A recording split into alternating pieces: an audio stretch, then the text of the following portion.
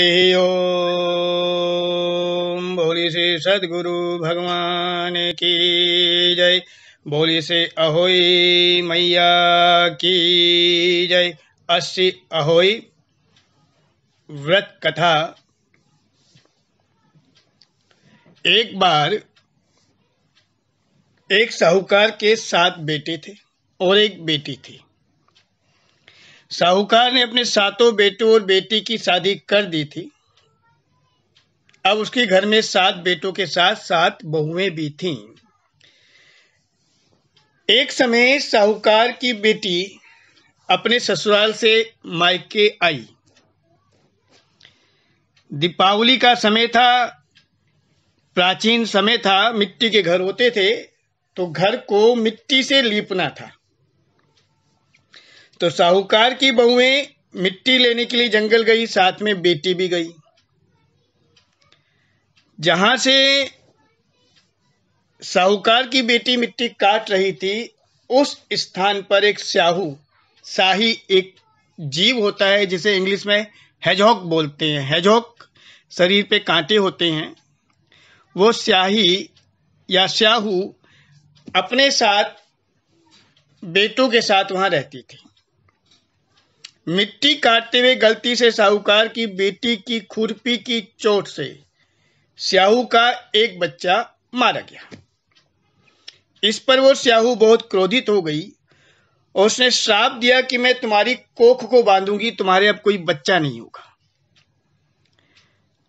अब ये वचन सुनकर साहूकार की बेटी बहुत चिंतित हुई। अपनी भाभीियों के पास गई और कहा कि मेरे बदले आप अपनी कोख बंधवा लें। सारी भाभीियों ने मना कर दिया। सबसे छोटी भाभी इस बात के लिए राजी हो गई कि वह ननंद के बदले अपनी कोख को बंधवा लेगी।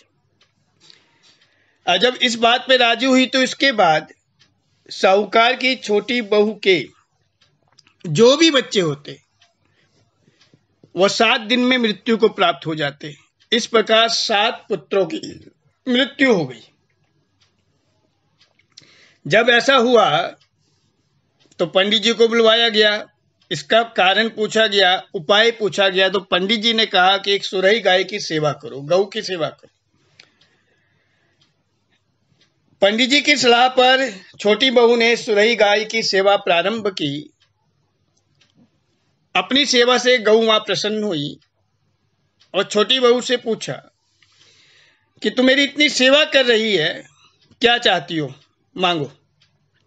साहूकार की बहू ने कहा कि स्याहू माता ने मेरी ननद की कोख बांध दी थी, उसके बदले में मैंने अपनी कोख बंधवा ली है, जिससे मेरे बच्चे नहीं बचते।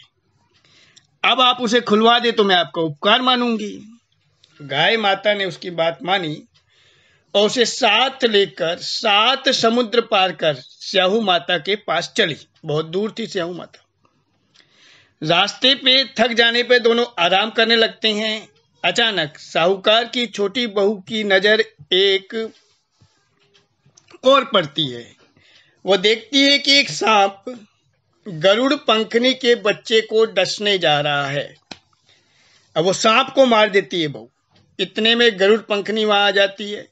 वो खून बिखरा हुआ देखकर उसे लगता है कि इस छोटी बहू ने उसके बच्चे को मार दिया। वो छोटी बहू को चोंच मारना शुरू करती है।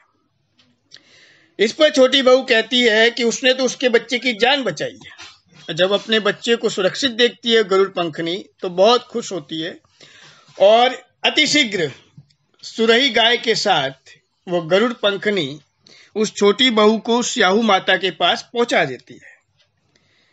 वहां पर छोटी बहू स्याहू माता की सेवा करती है। स्याहू माता छोटी बहू की सेवा से प्रसन्न हो जाती हैं और उसे कहती हैं कि मैं तेरी कोख खोलती हूं और तुझे 7 पुत्र और 7 बहुएं होने का आशीर्वाद देती हूं। अब स्याहू माता छोटी बहू को यह आशीर्वाद देती है और कहती है कि घर जाने पर तू अहोई माता का उद्यापन करना, 7 अहोई बनाकर 7 कढ़ाई देना। ऐसा ही छोटी बहू करती है। वो घर आके देखती है कि उसे 7 बेटे और 7 बहुओं की प्राप्ति हुई है। वो खुशी के मारे वाव विभोर हो जाती है, बहुत प्रसन्न होती है और उसने 7 अहोई बनाकर 7 कढ़ाई देकर उद्यापन किया। इस प्रकार वो छोटी बहू भरे पूरे परिवार से सुशोभित हो जाती है। अहोई का एक अर्थ होता है जो अनहोनी को होनी बना दे, जो गलत है उसे ठीक कर दे,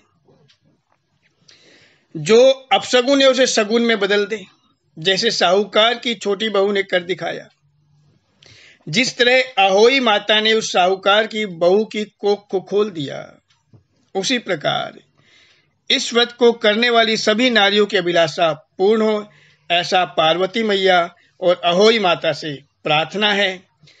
माताएं अपनी संतानों की रक्षा के लिए इस व्रत को करती हैं। सब इस व्रत को पूर्ण करें।